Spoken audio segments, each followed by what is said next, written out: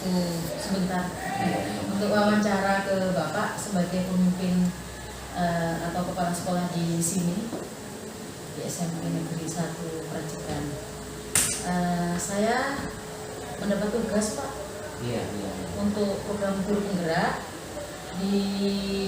pada tugas demonstrasi kontekstual modul 3.1. Saya harus melakukan wawancara kepada pemimpin atau kepala sekolah, khususnya di lingkungan tempat saya bekerja. Wawancaranya tentang praktek pengambilan keputusan yang selama ini dijalankan, terutama untuk kasus-kasus yang dimana nilai-nilai kebajikan saling bersinggungan atau kasus-kasus dilema etika yang keputusan itu sama-sama benar di antara dua keputusan. Jadi ada beberapa pertanyaan yang mau saya berikan ke Bapak nih, Pak. Saya mulai dari pertanyaan pertama, Pak. Selama ini bagaimana Bapak dapat mengidentifikasi kasus-kasus yang merupakan dilema etika atau rujukan moral? Terima kasih, Bu.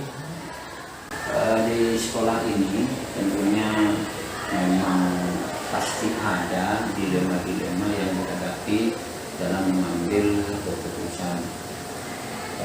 Dalam mengambil keputusan, maka yang harus saya lakukan, saya harus mempertimbangkan dari sisi baik dan sisi buruknya. Lebih banyak mana antara sisi baik dan sisi buruknya? Tentunya saya harus memilih yang lebih banyak sisi baik.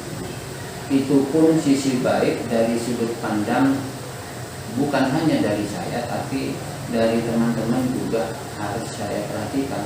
Karena yang namanya baik untuk saya itu belum tentu baik untuk orang lain. Sehingga saya harus mempertimbangkan, juga harus meminta saran, masukan kepada teman-teman, terutama teman-teman yang senior, sisi yang dimaksud sisi baik itu yang bagaimana. Begini, Pak, berarti memang semuanya dipertimbangkan dari sisi baik, bukan cuma dari Bapak, tapi juga baik dari teman-teman juga.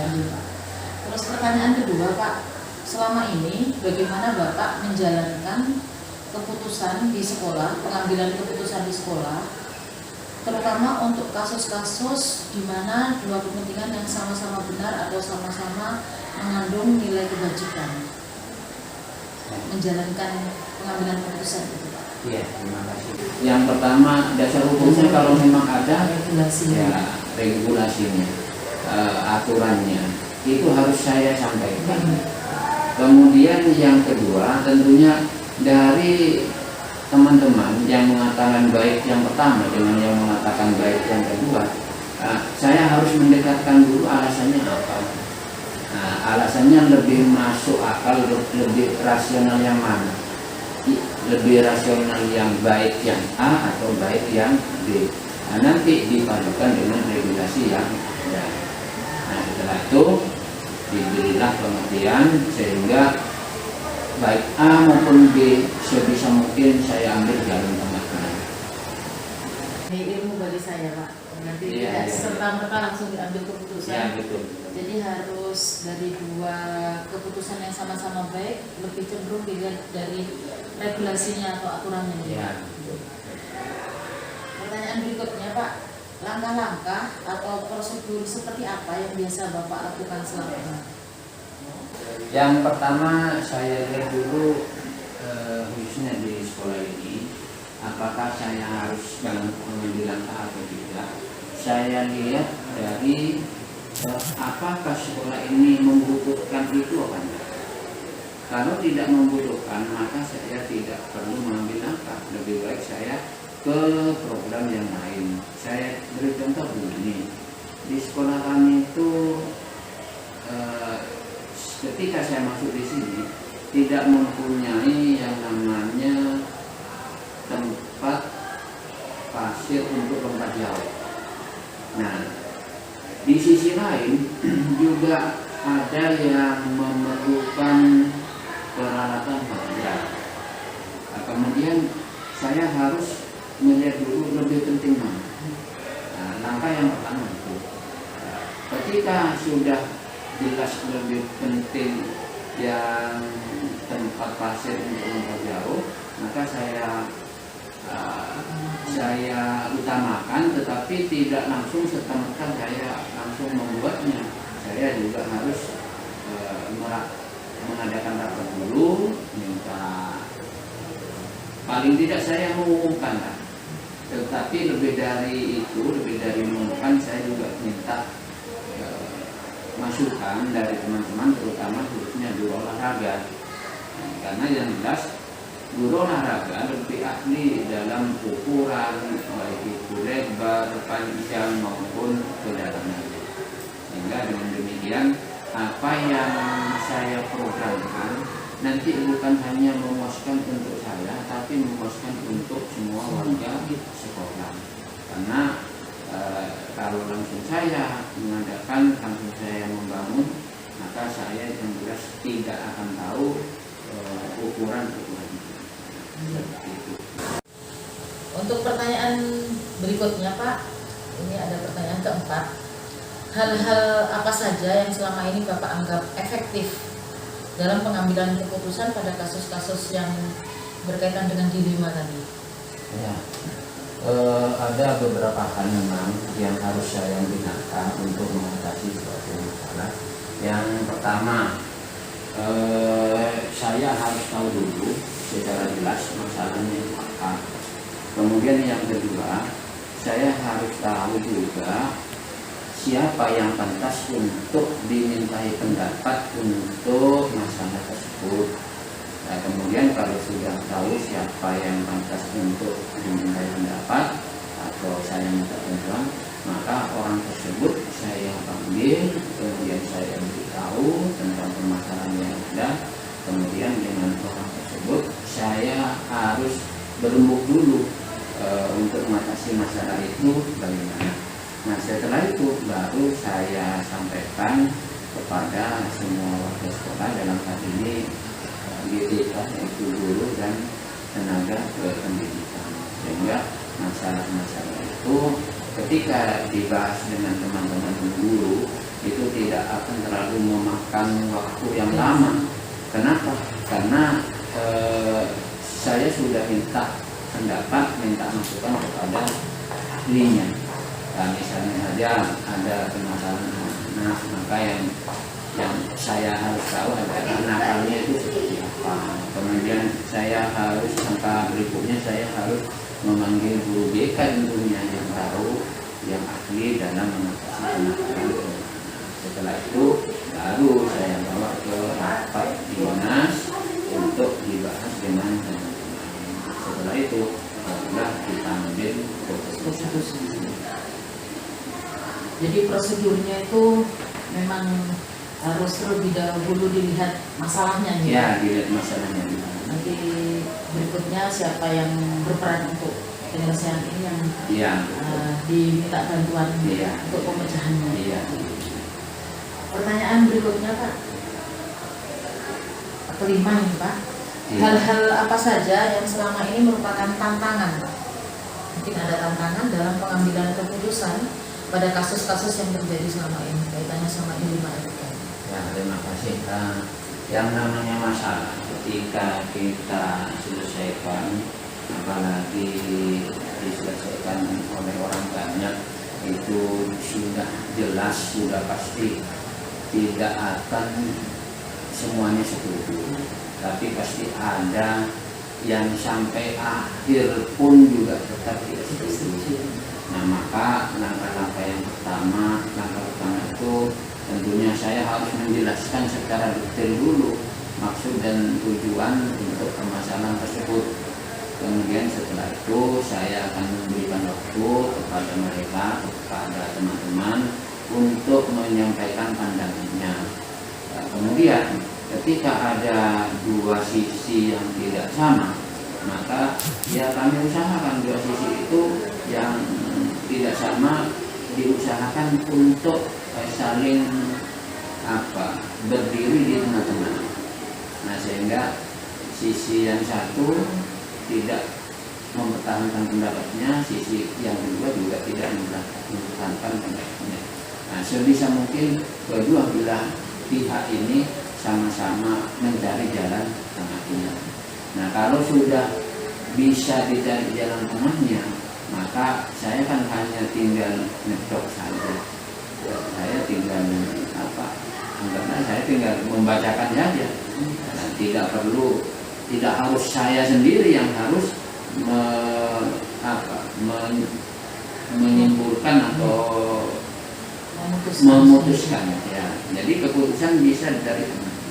Kecuali sudah sangat terpaksa, maka keputusan kalau memang harus diambil, maka kepala sekolah lah yang harus mengambil. Terus berikutnya Pak, apakah Bapak memiliki sebuah tata kelola atau jadwal tertentu dalam sebuah penyelesaian kasus dilema etika tersebut? Apakah Bapak langsung menyelesaikan di tempat atau memiliki sebuah jadwal untuk menyelesaikannya? Bentuk atau prosedur seperti apa yang Bapak jalani? Nah, terima kasih. Ketika ada masalah, memang kita tuh harus punya target. Kalau masalah-masalah ringan, maka targetnya sebisa mungkin harus cepat selesai, harus langsung ditangani dan langsung selesai. Tetapi kalau masalah-masalah berat, mungkin ada tahapan-tahapannya. Dan mungkin sesuatu yang berat itu langsung selesai begitu saja. Nah, tahapan-tahapannya ya tetap seperti yang saya sebutkan sebelumnya. Ya, yang pertama harus dilihat dulu masalahnya apa. Kemudian kalau menyangkut masalah anak-anak itu lebih rumit lagi. Kenapa? Karena anak-anak itu bermasalah. Mungkin latar belakangnya antara yang satu dengan yang lain beda. Maka saya harus melihat latar belakangnya. Sekolah juga demikian ya. Masalah sekolah apabila ada target-targetnya, kapan harus selesai. Sebagai contoh begini, ketika sekolah itu tahun kemarin muridnya turun dalam PPDB, maka kan harus direncanakan. Ini adalah masalah nih. Maka tahun depan harus paling tidak naik yang kalau perlu yang signifikan, bahkan yang jelas targetnya harus sesuai dengan pagu. Nah, yang seperti ini perlu langkah-langkah yang cermat, langkah-langkah yang konkret yang harus dilaksanakan oleh saya dan teman-teman yang ada di sekolah. Ya, misalnya langkah pertama kita bentuk panitia dulu. Langkah kedua, panitia harus mengadakan rapat kerja. Langkah yang ketiga, sosialisasi. Sosialisasi itu pun banyak sekali macamnya. Kalau yang di SMP saya perhatikan, bisa sosialisasi ke SD, bisa juga mengadakan rekod bersama, bisa mengadakan turnamen voli untuk tingkat SD yang semuanya dilaksanakan di SMP Negeri 1 Balukan. Nah, khusus yang kedua dan ketiga, rekod dan turnamen voli mengapa harus dilaksanakan di sekolah kita, itu juga merupakan langkah awal biar anak-anak SD itu mengenal lingkungan sekolah SMP Negeri 1 Balukan. Sehingga ketika anak-anak SD sudah pernah ke SMP 1 Perhatikan, itu sudah satu langkah kita melaksanakan dalam rangka peningkatan jumlah dalam PPDB. Beruntun sekali ya Pak. Jadi untuk penyelesaian masalah dilihat dari besar kecilnya kasusnya. Dan memang prosedur yang Bapak sampaikan sangat runtut, terutama untuk masalah yang kaitannya contohnya tadi BPDB, bukan serta-merta langsung menerima siswa saja, tapi harus ada beberapa program. Ya, ada tahapan-tahapan. Iya. Ya, Pak. Berikutnya pertanyaan ke-7 Pak. Adakah seseorang atau faktor-faktor apa yang selama ini mempermudah atau membantu Bapak dalam pengambilan keputusan dalam kasus-kasus dilema etika seperti tadi? Oh ya, terima kasih Bu Siti. Tentunya hampir semua tiap sekolah pasti punya. Dalam hal ini siapa saja yang membantu menyelesaikan masalah. Makanya dalam satu lembaga, dalam hal ini sekolah, termasuk sekolah kami Sentra Bisa Teruskan ini, ketika tahun ajaran baru pasti sudah dibentuk struktur organisasi, siapa wakilnya, siapa urusannya, wali kelasnya dan sebagainya. Nah, beliau-beliau itulah yang membantu kepala sekolah dalam menyelesaikan masalah sesuai dengan bidangnya masing-masing. Misalnya kesiswaannya membantu urusan-urusan yang ada hubungannya dengan urusan kesiswaan, termasuk yang saya sebutkan tadi, PPDB itu urusannya kesiswaan. Maka kesiswaan yang harus membantu saya dalam hal ini. Saya tidak bisa bekerja sendiri. Sepandai apapun seorang pimpinan tetap harus minta bantuan, harus dibantu oleh anak buahnya. Harus ada kolaborasi. Iya. Sekali. Ini terakhir Pak, pertanyaan terakhir. Dari semua hal yang sudah disampaikan oleh Bapak, pembelajaran apa yang dapat Bapak petik dari pengalaman Bapak selama ini, selama mengambil keputusan dari etika yang pelajaran yang bisa saya dapatkan adalah sepandai-pandainya seseorang itu kepandaiannya tidak akan pernah bermanfaat tanpa ada bantuan dari orang lain. Yang kedua, sepandai-pandainya manusia yang diharapkan tidak akan pernah tercapai tanpa bantuan orang lain, walaupun orang lain itu jauh lebih bodoh dari itu. Saya kira itu. Filosofinya ini yang menarik Pak. Iya. Jadi sepandai-pandainya seseorang, pandainya tidak akan bermanfaat tanpa bantuan orang lain. Dan tujuan yang diharapkan juga tidak akan tercapai tanpa bantuan orang lain juga Pak. Iya. Meskipun yang diajak jauh lebih bodoh kan. kan. Ini filosofi yang juga menjadi ilmu bagi saya. Iya. Terima kasih Pak untuk waktunya. Sama-sama. Ini pembelajaran yang dijadikan motivasi nanti bagi saya untuk pengambilan keputusan seperti yang dilakukan. Iya. Semoga bermanfaat untuk saya juga untuk Bu Siti dan juga untuk yang lain. Terima kasih Pak waktunya Pak. Saya akhiri ya Pak. Assalamualaikum warahmatullahi wabarakatuh. Terima kasih.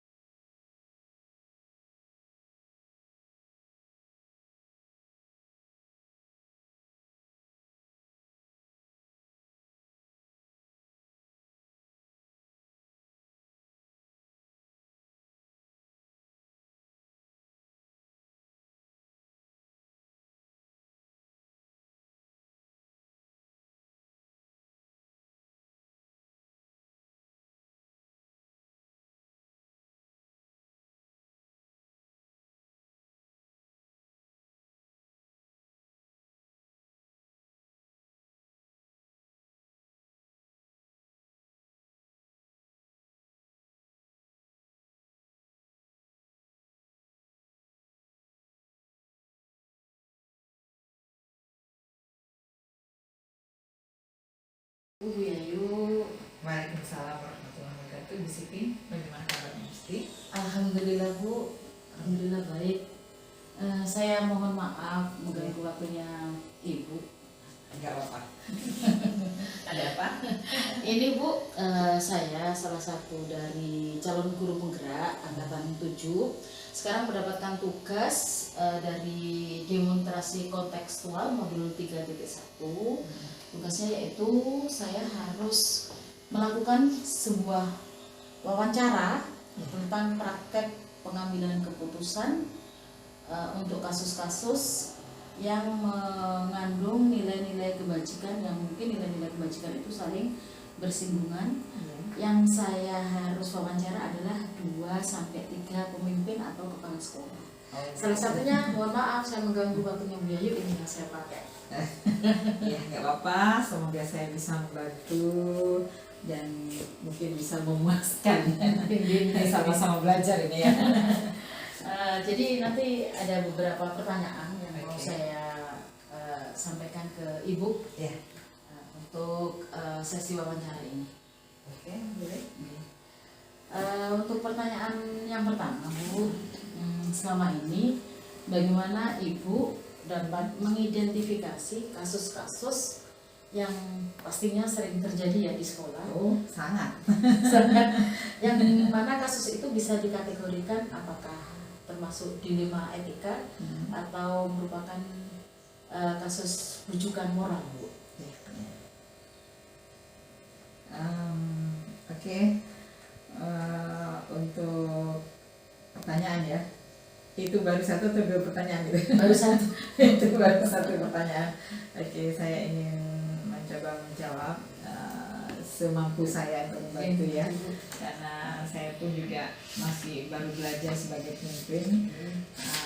Apapun yang terjadi dimanapun tempat itu kan pasti selalu ada permasalahan ya. Misalnya ada anak yang tidak bisa membaca gitu, tidak bisa membaca karena dari SD-nya kan sudah ada paksaan untuk harus naik, selesai ya sudah limpahkan aja ke SMP.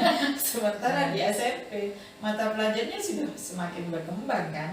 Nah, jadi itu kan harus kita putuskan bersama Dewan Guru bagaimana cara menangani anak tersebut. Sehingga namanya anak desa itu biasanya kalau tidak tunangan katanya tak maju, katanya tidak laku kan gitu ya.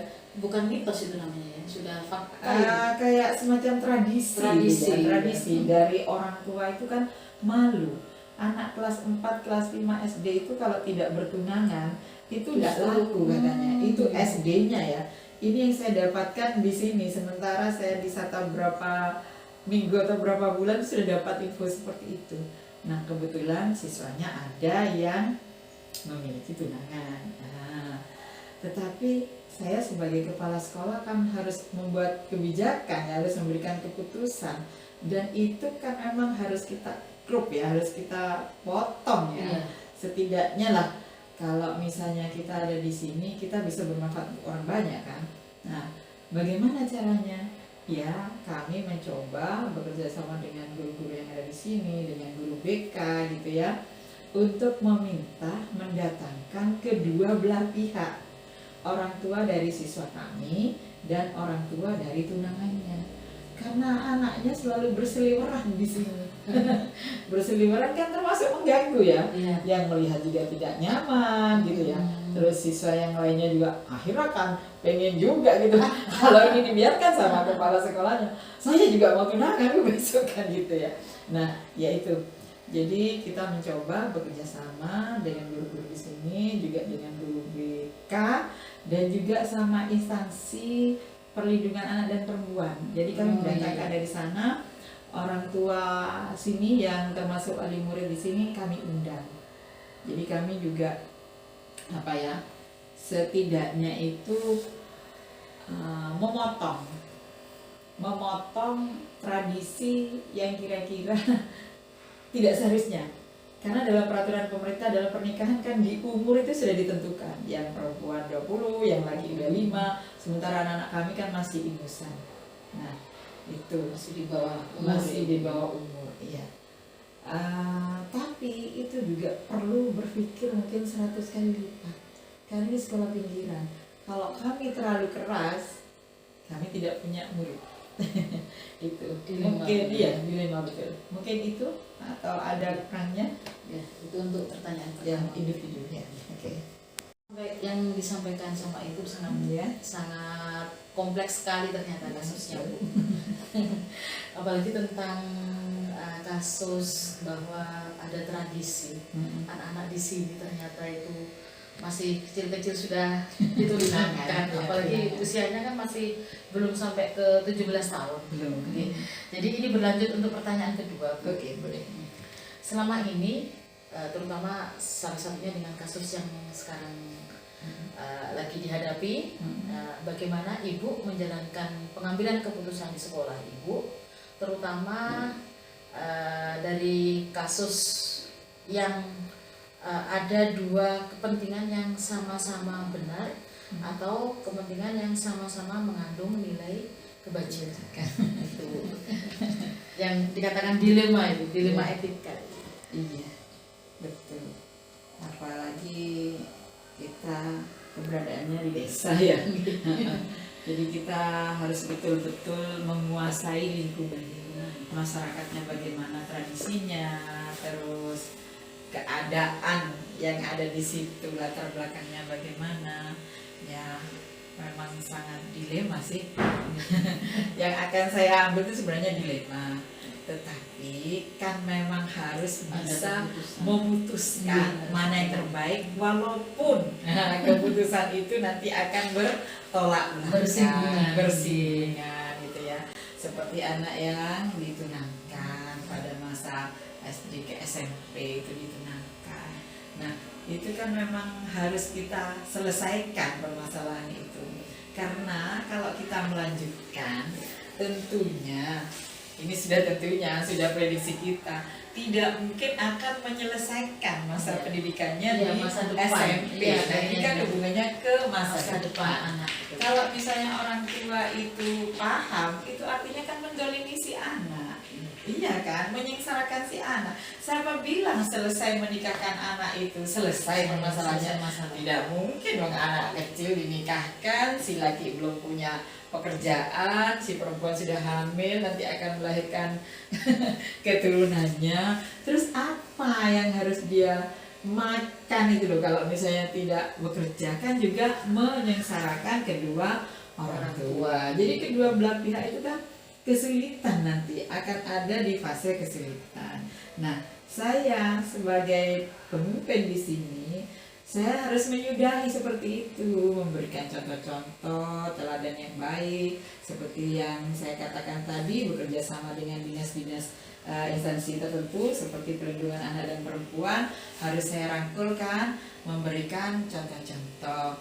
Nah, dari sana kan memang ada ya, kayak semacam apa itu ya, kalimat yang masuk sih ke dalam diri kita itu, di depannya orang tua semua, mereka paham di situ bahwa kalau kebodohan jangan dilanjutkan kebodohan, kalau misalnya ada kemiskinan jangan dilanjutkan kemiskinan gitu loh.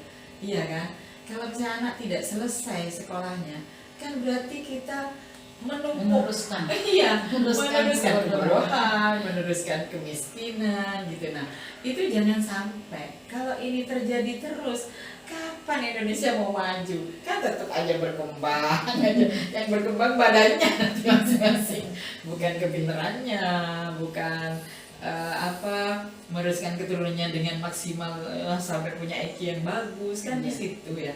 Iya, jadi memang bertentangan, tapi kita pelan-pelan mencoba merangkul mereka, diundang ke sekolah, kita juga kerjasama dengan instansi-instansi terkait. Mungkin itu. Dari yang disampaikan Ibu, dari kasus yang terjadi dari dua kepentingan yang sama-sama benar menurut masyarakat dan yang harus diputuskan sebagai seorang pemimpin.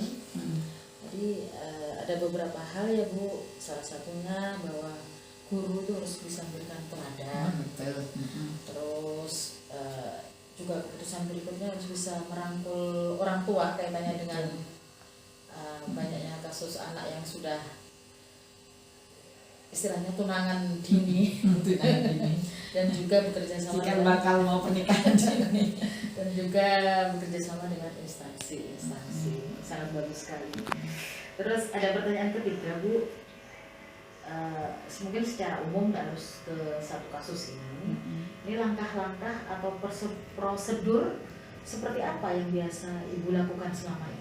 Jadi keputusan secara umum yang mungkin dikaitkan dengan dilema etika, bukan cuma ke satu kasus, mungkin secara umum. Gitu.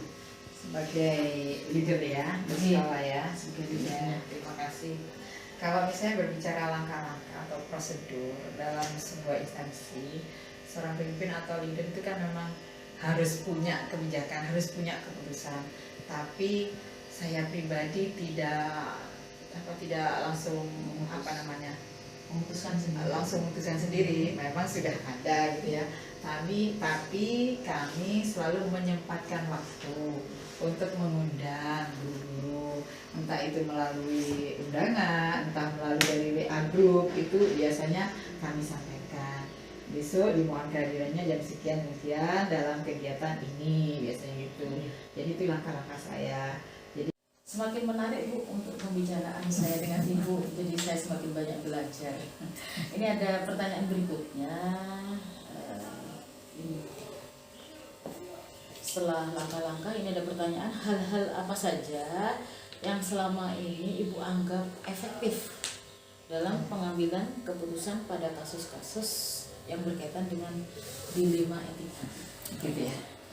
Pengambilan keputusan yang efektif tentang dilema etika. berlaku untuk semua berarti Berlaku untuk semuanya ya. Iya. Kalau misalnya etika, saya bisa mengambil contoh tentang keberagaman agama ya. Di sini itu ada salah satu guru yang non muslim. Karena ini sekolah kecil non muslim ada di terpencil, itu menjadi sebuah permasalahan. Iya, jadi dilema juga. Iya. Nanti itu di masyarakat biasanya muncul fitnah. Jangan sekolah di sana, kamu nanti akan diajar begini kan begitu. Iya, masyarakat itu begitu. Nah, bagaimana caranya kami membiasakan diri mengumpulkan wali-wali murid, komite, terus pengawas pendidikan. Jadi perwakilan dari masyarakat yang ditokohkan itu kan ada. Nah, beliau nanti saya panggil ke ruang kepala sekolah, lalu saya bisiki, ini loh yang nanti yang harus disampaikan kepada masyarakat kecil ya, diwakili oleh wali murid yang ada di sini. Jadi kita tidak boleh mengejas seperti itu.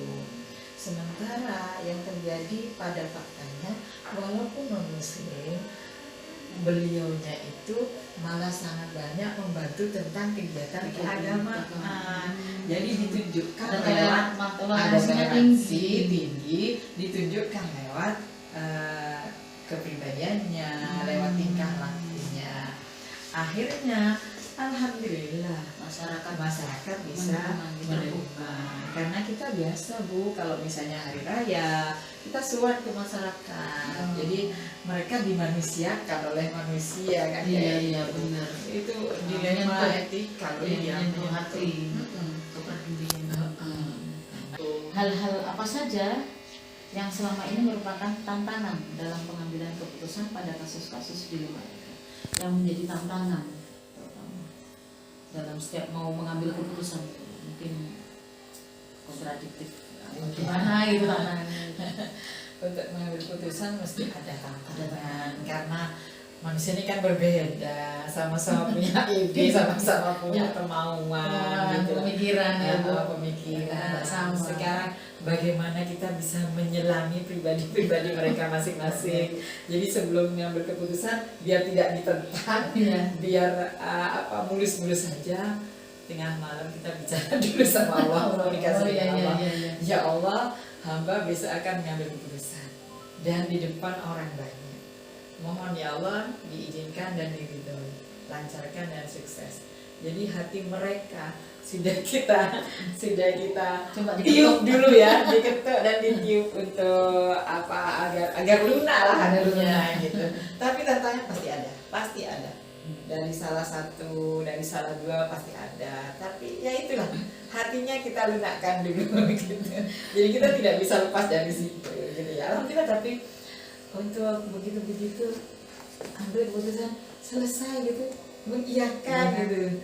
Iya, dari 1, 2 ada tantangan ya, coba kita lempar lagi ke teman-teman gitu. Akhirnya ya sudah, mereka bisa Kompak kompak ya. ya. Nggak apa-apa. Tapi sangat menarik percakapan hari ini. Jadi saya semakin banyak ilmu. Alhamdulillah, mudah-mudahan bisa memuaskan tadi. Tadi tantangan yang kami tanyakan dan dijawab dengan wah, jadi ininya saya inspirasi buat saya. Harus ini ya Bu, meminta dulu kepada Allah ini. Kita nggak bisa Nggak bisa. itu semua. Kita nggak punya apa-apa. Iya. Nyawa yang milik milik yang maha esa. Pertanyaan berikutnya Bu, apakah Ibu memiliki sebuah tata kelola atau jadwal tertentu dalam sebuah penyelesaian kasus dilema etika? Apakah Ibu langsung menyelesaikan di tempat atau memiliki sebuah jadwal untuk menyelesaikannya? Bentuk atau prosedur seperti apa yang Ibu jalankan? Oke, saya coba jawab ya. Kalau permasalahan seperti ini ya, tentang tata kelola atau jadwal tertentu menyelesaikan kasus dilema etika di tempat atau terjadwal, kita lihat dulu kasusnya. Kalau misalnya tiba-tiba ada kasus yang harus kita tangani saat itu dan harus diselesaikan saat itu, ya kita tidak perlu menjadwal dong. Gitu. Jadi kita harus menyelesaikan pada saat itu juga. Langsung Iya, sifatnya langsung. Tetapi kalau seperti kasus yang di atas, misalnya apa namanya, yang dikenangkan di kenangan ini itu harus terjadwal. Dan memang kami sudah menyiapkan termasuk dengan dana-dananya ya, karena kita harus mengundang narasumber. Nah, itu yang harus kita jadwal, karena bagaimanapun narasumbernya juga sibuk, sekolah juga tiap hari tidak sama kegiatannya kan, apalagi sebagai pemimpin di sini pun selalu banyak mengambil keputusan secara bersama, misalnya di MKKS gitu. Jadi kita jadwalnya biar tidak tempur-tempur gitu. Jadi untuk ini kita lihat kasusnya dulu. Kasusnya yang kita harus melihatlah situasi kasusnya, mana yang harus terjadwal, mana yang harus diselesaikan secara cepat dan tepat. Ya, benar Bu. Jadi harus dilihat kasus jenis kasusnya dulu. Iya. Bisa langsung atau bisa terjadwal. Terus langsung untuk pertanyaan berikutnya Bu. Ya. Adakah seseorang atau faktor-faktor apa yang selama ini mempermudah atau membantu Ibu dalam pengambilan keputusan dalam kasus-kasus dilema etika? Orang-orang yang diajak untuk penyelesaian dari kasus-kasus yang terjadi pada dilema etika. Iya dong. Harus bisa sendiri. Saya tidak bisa sendiri ya. Memang manusianya individual tapi kan tidak sosial gitu ya. Iya, harus. Iya.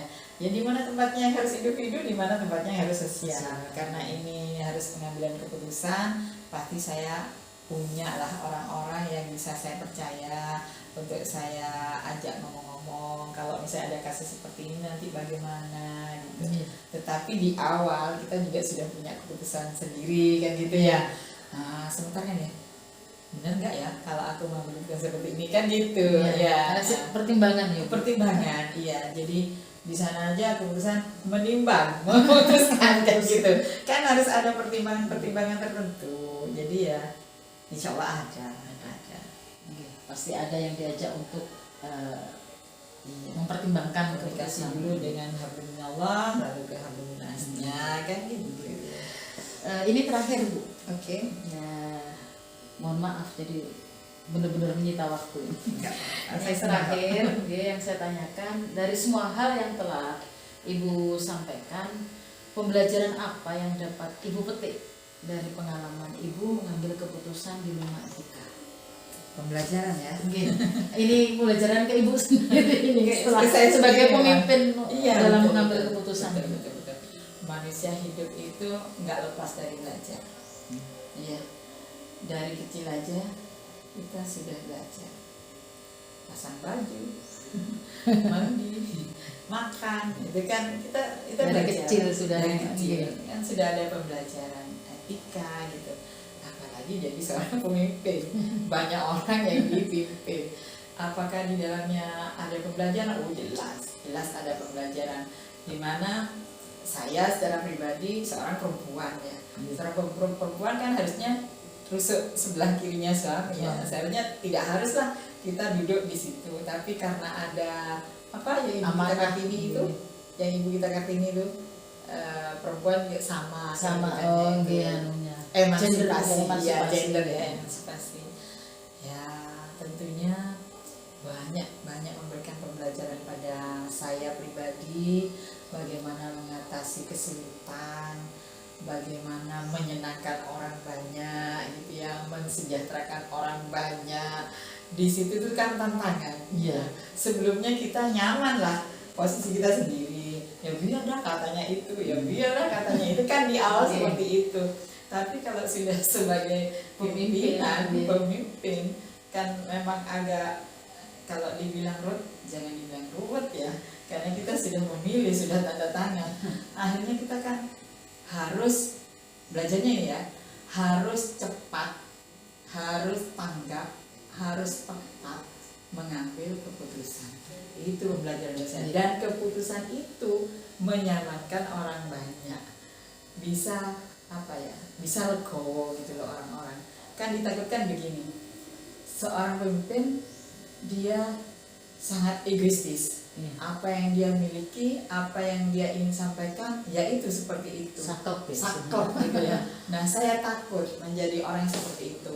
Wong Islam aja mengajarkan di pedoman kita di Al-Quran itu sangat luas. Nabi Muhammad aja memberikan teladan juga luas gitu loh, nyaman. Ngapain sih kita mau saklek gitu loh?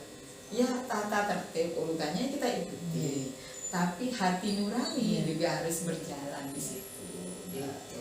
Menggunakan prinsip peduli, Iya, harus peduli. Nggak peduli, ya wes saklekannya itu yang main gitu. Peraturan tok yang dipakai. Iya itu. Ya Bu, jadi yang saya tangkap ini ada pembelajaran yang sangat menarik. Jadi sebagai pemimpin harus cepat, Tanggap dan tepat dan tanggap dari keputusan itu. Dan diharapkan keputusannya yang dibuat bisa membuat orang lain juga legowo, itu akhirnya nyaman. Tidak ada beban. Tidak ada beban. Ini tadi pertanyaan terakhir Bu. Iya. Lagi terakhirnya. Berarti Terakhir dong kan? terakhir itu tadi sudah. Yang tadi sebelumnya saya sampaikan terima kasih untuk waktunya, masih banyak sekali inspirasi atau motivasi terutama bagi saya sendiri. Ya, mudah-mudahan. Setelah mendengarkan dari wawancara ini banyak sekali ilmu yang saya pelajari dari Ibu. Semoga. Karena saya pun juga baru tahu ya, seperti ini ya harusnya gitu ya. Tapi memang itu sudah kita laksanakan. Kalau tidak dilaksanakan kan kita nggak bisa menjawab. Sebenarnya sudah gitu. dilaksanakan, cuman teoritisnya ternyata sudah sesuai. Iya.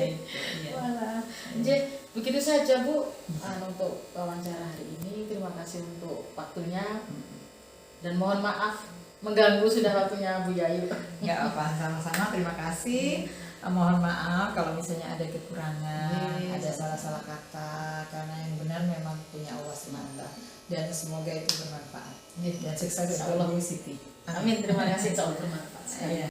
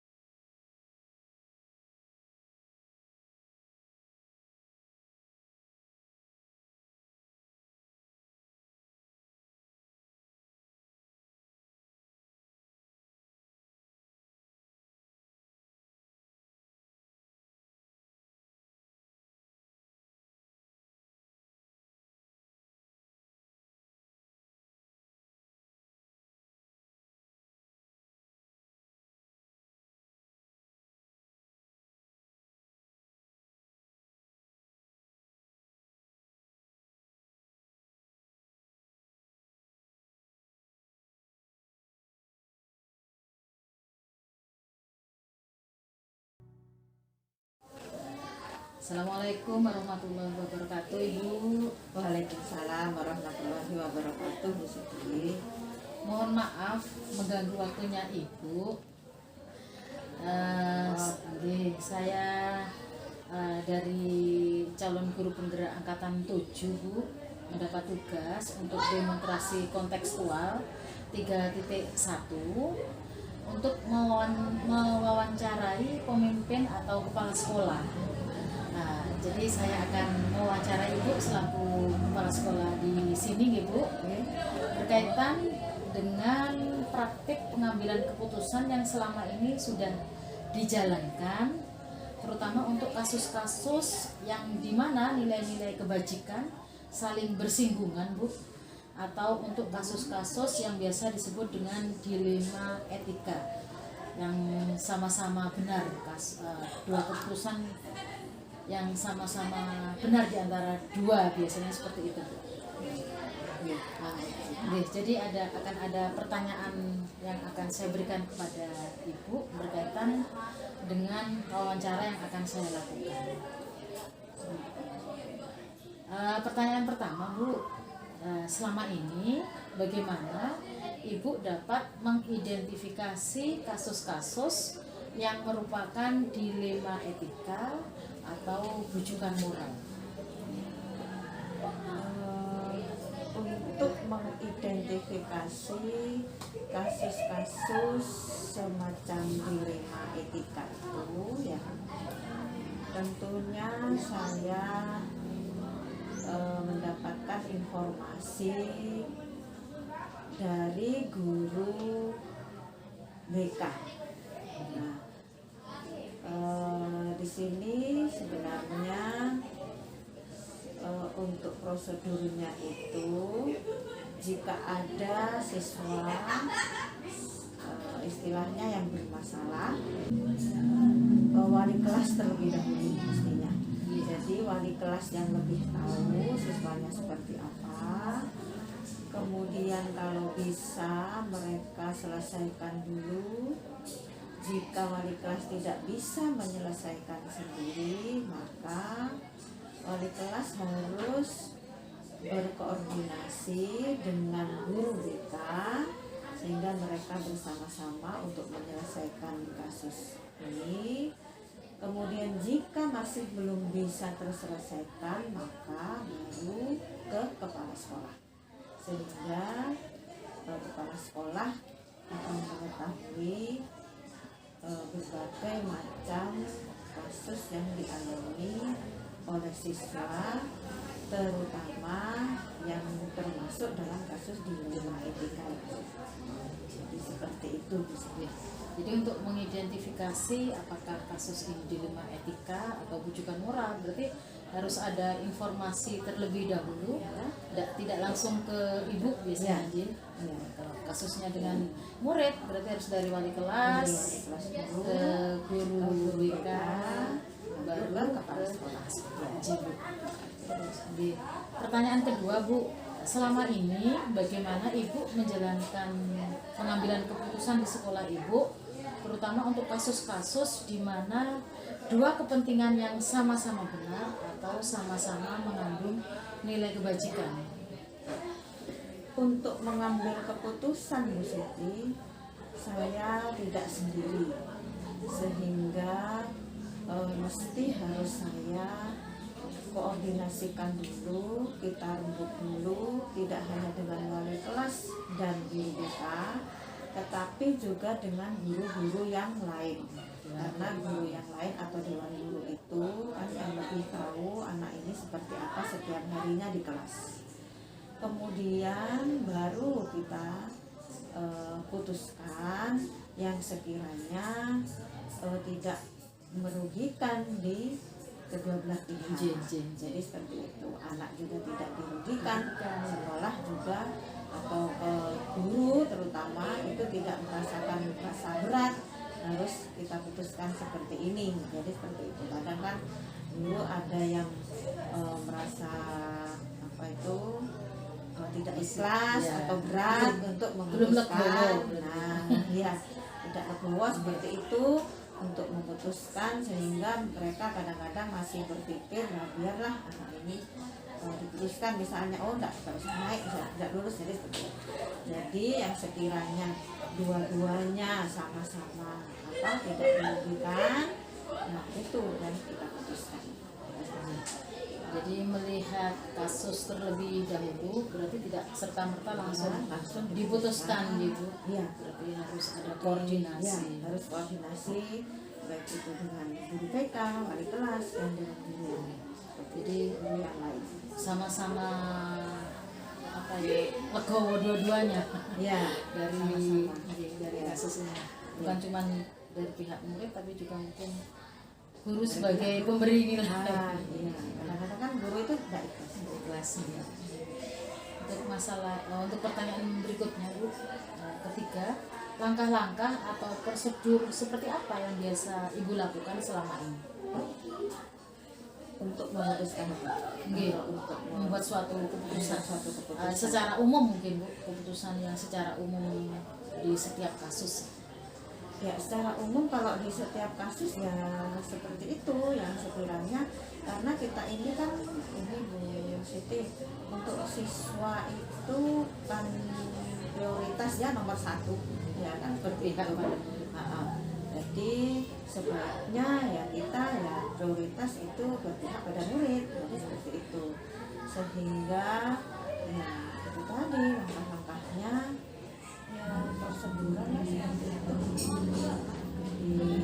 Kita musyawarahkan, tetapi juga kita panggil dulu awalnya ya. Jadi kalau misalnya saya sudah tahu informasi misalnya dari guru BK seperti ini, biasanya kan prosedurnya kan begini, dari wali kelas terus guru BK. Guru BK ini biasanya yang beritahu saya. Nah setelah itu kita panggil dulu siswanya, apa benar dia tidak kasus seperti ini. Tapi itu setelah misalnya contohnya kalau anak tidak masuk, nah itu maka biasanya guru BK dulu datang ke sana. Ada misalnya masih tetap saja anak ini malah tidak masuk, nah gimana caranya? Nah itu kita panggil dulu siswa, tidak langsung kita putuskan misalnya anak ini kemudian divonis tidak naik misalnya atau tidak lulus. Nah setelah kita panggil dengan orang tua sekalian, kemudian kita rembuk dengan orang tua bagaimana ya, yang sekiranya anak ini harus tetap sekolah, harus tetap masuk. Nah, kemudian baru kita rembuk dengan dewan guru. Jadi seperti itu. Jadi Bu, memang serba dilema untuk menghadapi kasus yang kelihatannya kompleks ya Bu. Ya.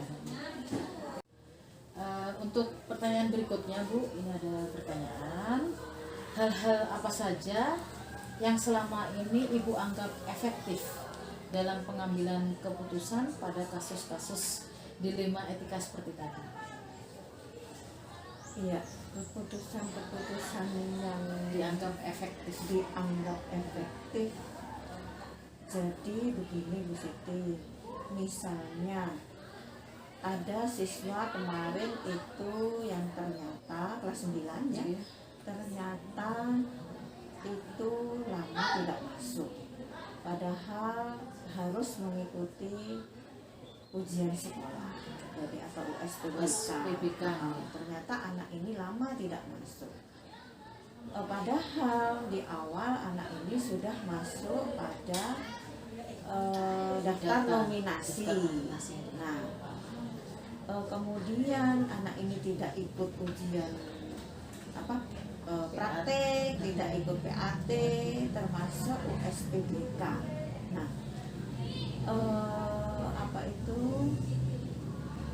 kemudian saya rembuk dengan guru-guru yang lain. Ada salah satu guru yang bilang, wah lebih baik tidak usah ini Bu, karena anak ini sudah lama tidak masuk. Tidak usah diikutkan. Tidak usah diikutkan. Saya menginginkan tetap anak ini ikut, karena tinggal berapa langkah lagi anak ini sudah dalam proses kelulusan. Kan seperti itu, bukan saya. Tinggal hitungan bulan. Tinggal hitungan bulan. Nah, oleh karena itu maka walaupun ini hanya satu orang Bu, ya, satu siswa, tetapi karena ini anak sudah masuk dalam daftar nominasi, maka saya usahakan gimana caranya anak ini supaya bisa tetap mengikuti. Walaupun PAT-nya sudah berlalu, ujian praktek juga berlalu, sehingga kemarin pada saat USPBK maka anak ini kita jemput. Jadi kita cari ke rumahnya, kita beri motivasi, kita beri semangat, karena selangkah lagi anak ini harus keluar dari sekolah dan harus lulus dari sekolah. Sayang kan selama 2 tahun lebih dia sudah mengikuti proses pembelajaran di sini. Kalau kita cut sampai di sini kan sayang, padahal dia masuk dalam daftar nominasi. Nah, ada yang mengusulkan kalau biar Bu ini kita buatkan surat aja pernyataan misalnya seperti itu, suruh buat surat pernyataan aja Bu. Tapi saya tidak memutuskan seperti itu, sehingga bagaimana caranya agar anak ini tetap mengikuti semua syarat kelulusan mulai dari PAT, dia harus mengikuti walaupun menyusul, kemudian ujian praktek juga setiap mapel, sehingga saya himbau semua guru mata pelajaran kelas 9 itu untuk bisa memberikan baik itu soal PAT maupun soal-soal ujian praktek. Dan alhamdulillah kemarin anaknya itu bisa kita jemput dan mau untuk kembali ke sekolah SPBK, mengikuti USPBK. Jadi seperti itu Bu Siti, sehingga pihak sekolah juga nanti insya Allah bisa meluluskan 100% ya. Dan di pihak siswa juga semua siswa itu maksudnya sudah mengikuti semua rangkaian untuk bisa menuju ke kelulusan. Jadi seperti itu. Begitu Bu Siti. Jadi untuk hal-hal yang Ibu lakukan agar pengambilan keputusan ini efektif, memang yang dipikirkan bukan hanya untuk berdampak pada sekolah saja sepertinya, harus terpikirkan juga bagaimana kita membuat suatu keputusan yang akhirnya bisa berpengaruh kepada masa depan murid. Ya. Saya juga sangat setuju dengan keputusan yang Ibu lakukan. Ini ada pertanyaan lagi Bu. Hal-hal apa saja yang selama ini merupakan tantangan dalam pengambilan keputusan pada kasus-kasus dilema etika? Mungkin selama pengambilan keputusan ada suatu tantangan tersendiri bagi Ibu. Ya mungkin tidak untuk semua, ada beberapa mungkin gitu.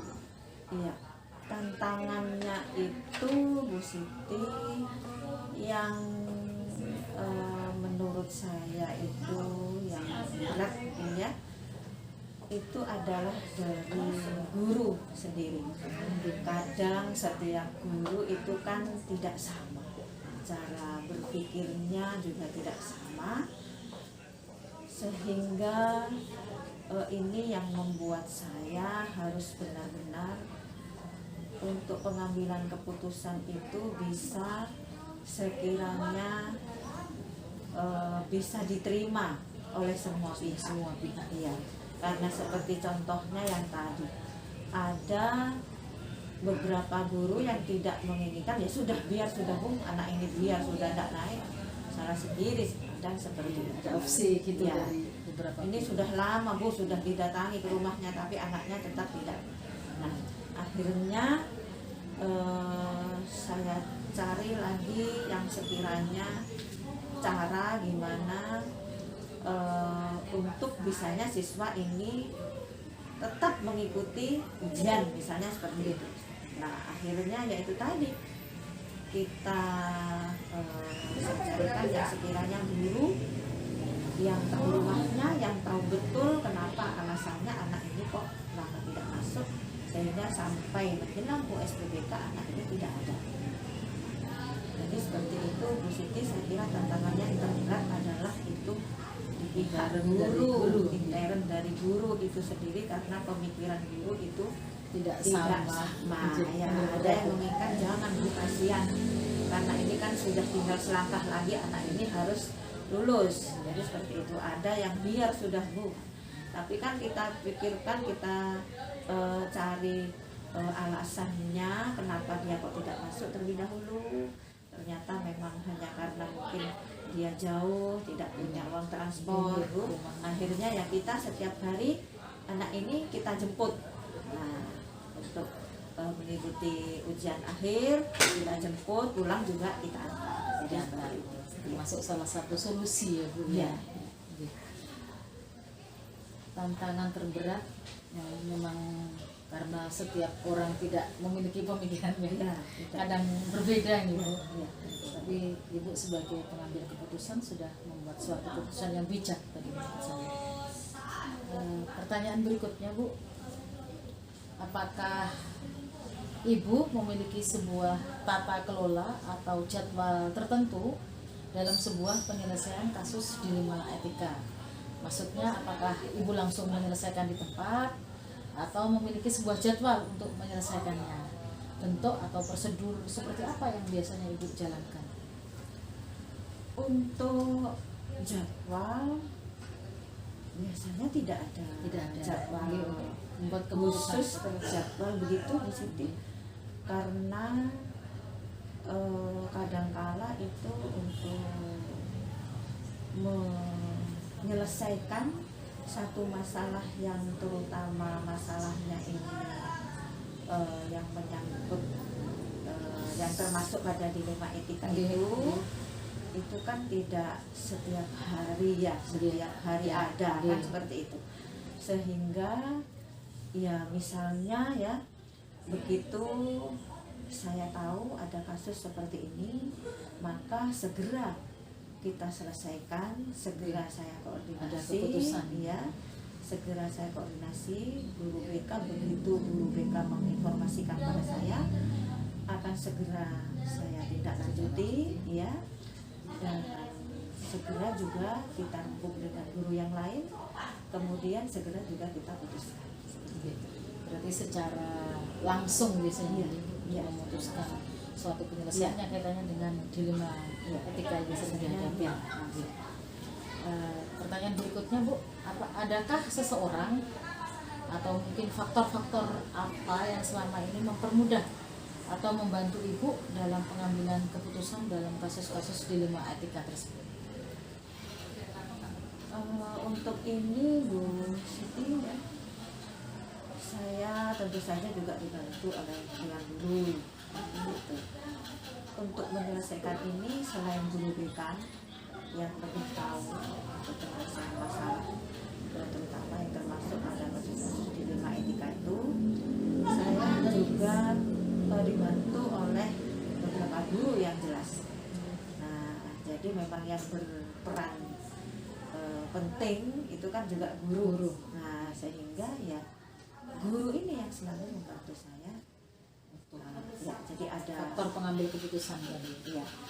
Jadi ya satu guru BK, kemudian ada itu guru yang masuk ke dalam urusan humas seperti itu, dan yang ketiga adalah Mapasek. Jadi ada beberapa yang membantu dalam pelaksanaan, dalam pengambilan keputusan Ibu. Berarti tidak bisa sendiri memutuskan, jadi harus ada kolaborasi dengan beberapa. Tadi diantaranya ada guru BK, guru yang mempunyai tugas tambahan sebagai urusan humas, guru yang menjadi tugas tambahan Wakasek sama dewan guru. Iya. Tekan dulu. Dan ini pertanyaan terakhir Bu yang akan saya berikan ke Ibu. Dari semua hal yang telah disampaikan, pembelajaran apa yang dapat Ibu petik dari pengalaman Ibu mengambil keputusan yang berkaitan dengan dilema etika tersebut? Iya. Jadi Bu Siti, dari beberapa kasus yang kita selesaikan dan kita putuskan, terutama kasus-kasus yang menyangkut tentang atau termasuk dalam dilema etika itu, kira-kira ini ada menjadi satu pembelajaran kita, terutama tidak hanya saya sebagai kepala sekolah ya, untuk seharusnya bisa menyelesaikan semua masalah yang ada di sekolah, termasuk kasus ini, kasus yang termasuk dalam dilema etika ini, tetapi juga yang sekiranya pembelajaran yang sekiranya yang saya dapat ya, nah, yang saya dapat ini untuk bisa memutuskan ke depannya itu yang lebih baik itu seperti apa, yang sekiranya tidak merugikan kedua belah pihak, baik itu di pihak siswa maupun pihak sekolah, maupun juga maksudnya di pihak sekolah itu tidak hanya sebagai lembaga, tetapi juga terhadap guru-guru kita. Nah ya, terhadap personil, terhadap guru-guru kita, masing-masing guru, sehingga mereka sama-sama punya satu pemikiran bahwa kita itu nomor satu adalah siswa. Mari kita selesaikan semua kasus, tidak hanya kasus-kasus mengenai kenakalan, misalnya kenakalan siswa, kenakalan remaja, tetapi juga kasus-kasus yang termasuk dalam dilema etika. Jadi seperti itu.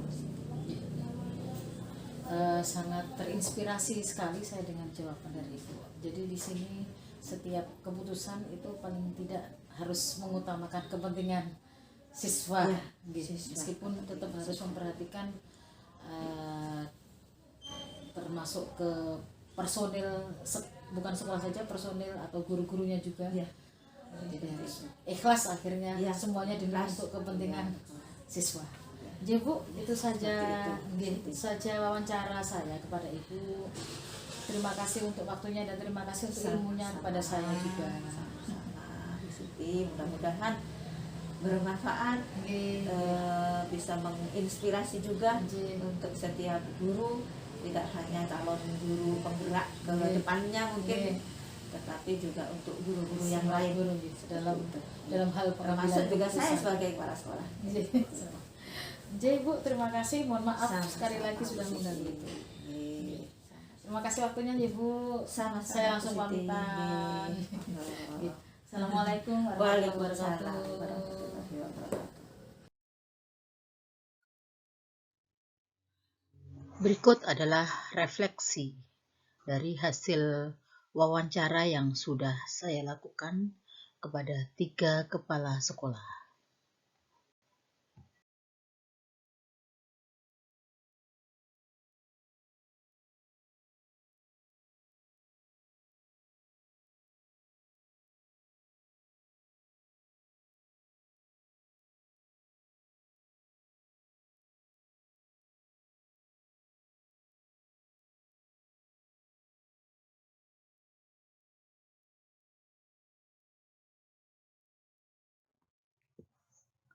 Hal-hal menarik apa yang muncul dari wawancara tersebut?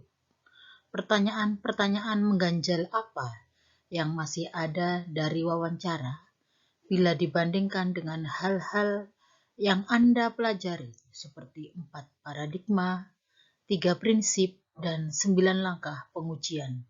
Apa yang Anda dapatkan?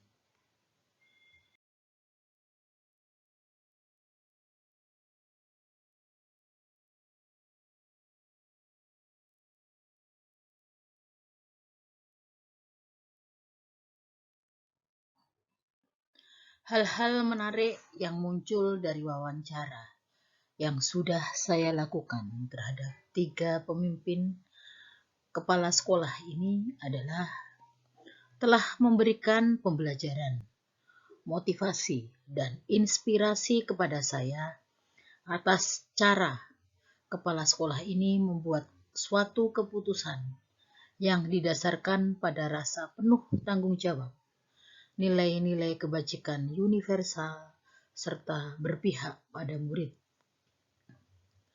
Hal menarik berikutnya, dengan posisi kepala sekolah, bukan berarti keputusan mutlak ditentukan oleh kepala sekolah, tetapi juga perlunya melibatkan orang-orang yang mampu membantu penyelesaian dari kasus dilema etika yang dihadapi, seperti guru, komite, bahkan tokoh masyarakat.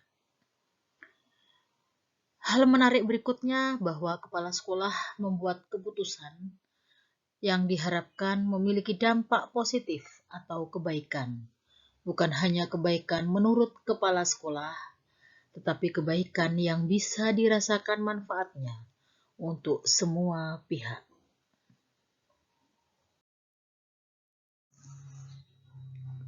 Hal menarik berikutnya bahwa sebenarnya dalam pengambilan keputusan yang sudah sering dibuat pada situasi dilema etika oleh 3 kepala sekolah ini sudah menggunakan salah satu dari 4 paradigma. 1. Individu lawan kelompok, paradigma rasa keadilan lawan rasa kasihan, paradigma kebenaran lawan kesetiaan, paradigma jangka pendek lawan jangka panjang. Keputusan yang sudah sering dibuat pun pada suatu dilema etika oleh 3 kepala sekolah ini juga telah berlandaskan pada salah satu dari 3 prinsip, yaitu berpikir berbasis hasil akhir, berpikir berbasis peraturan, dan berpikir berbasis rasa peduli. Adapun hal-hal yang masih mengganjal pada saat wawancara adalah pada pengambilan keputusan belum diadakan 9 pengujian yang dilakukan secara lengkap dan runtut, terutama pada tahap uji benar atau salah, seperti uji legal, uji regulasi, uji intuisi, uji publikasi, dan uji panutan. Sehingga untuk membedakan kasus yang dihadapi merupakan dilema etika atau bujukan moral, masih belum jelas perbedaannya. Namun demikian, setiap keputusan yang dibuat selalu mengutamakan kemajuan sekolah dan mengutamakan kepentingan murid.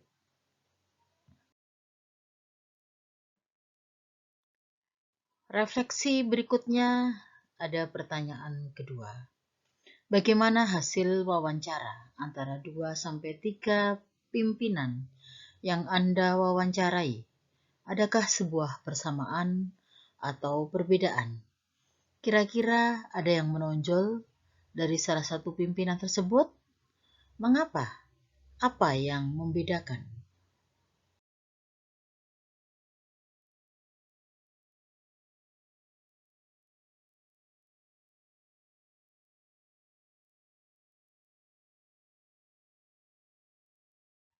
Ada persamaan hasil wawancara dari 3 kepala sekolah ini, yaitu bahwa keputusan yang diambil tidak serta-merta diputuskan sendiri oleh kepala sekolah, tetapi juga perlu ada pertimbangan dari pihak lain yang berkompeten dalam membantu menyelesaikan masalah sesuai dengan kasus yang dihadapi. Persamaan berikutnya bahwa keputusan bisa secara langsung diambil jika kasus yang dihadapi tidak rumit. Tetapi untuk kasus yang cukup berat melibatkan berbagai pihak, maka diperlukan jadwal atau tahapan untuk penyelesaian tersendiri. Perbedaan hasil wawancara dari 3 kepala sekolah ini yaitu pada wawancara kepada narasumber pertama, beliau menyampaikan untuk menjalankan suatu keputusan di antara 2 nilai kebajikan yang saling bertentangan menggunakan uji benar atau salah pengambilan keputusan, yaitu salah satunya uji regulasi.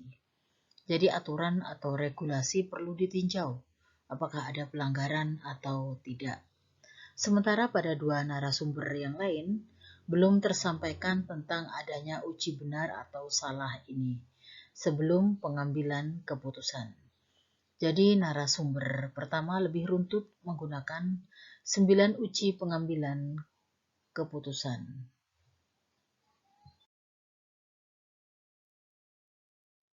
Pertanyaan ketiga untuk refleksi dari hasil wawancara adalah, apa rencana ke depan para pemimpin dalam menjalani pengambilan keputusan yang mengandung unsur dilema etika?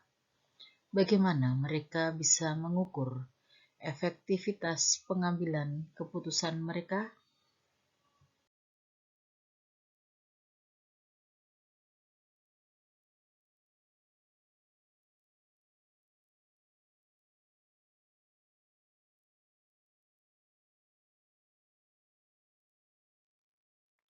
Rencana ke depan para pemimpin dalam menjalani pengambilan keputusan yang mengandung unsur dilema etika adalah membuat suatu keputusan sesuai dengan 4 paradigma, 3 prinsip, dan 9 pengujian keputusan yang runtut dan lengkap, termasuk adanya uji benar atau salah, dan juga memunculkan opsi trilema.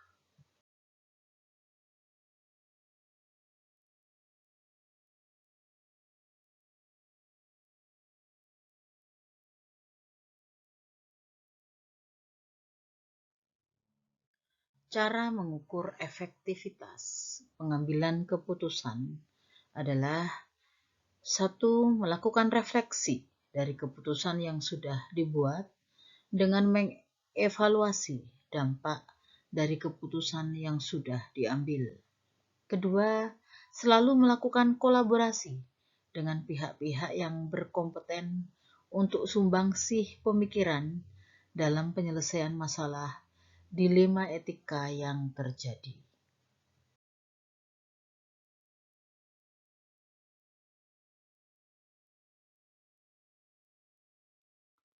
Pertanyaan keempat, bagaimana Anda sendiri akan menerapkan pengambilan keputusan dilema etika pada lingkungan Anda, pada murid-murid Anda, dan pada kolega guru-guru Anda yang lain? Kapan Anda akan menerapkannya?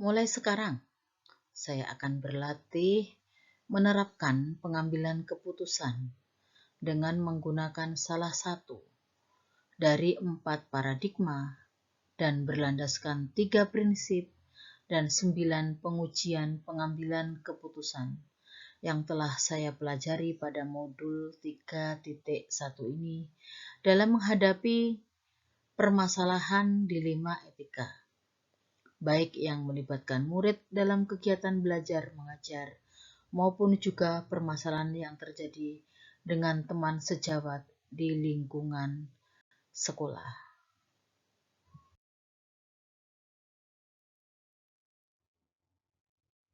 Demikian refleksi dari hasil wawancara yang sudah saya lakukan terhadap 3 kepala sekolah.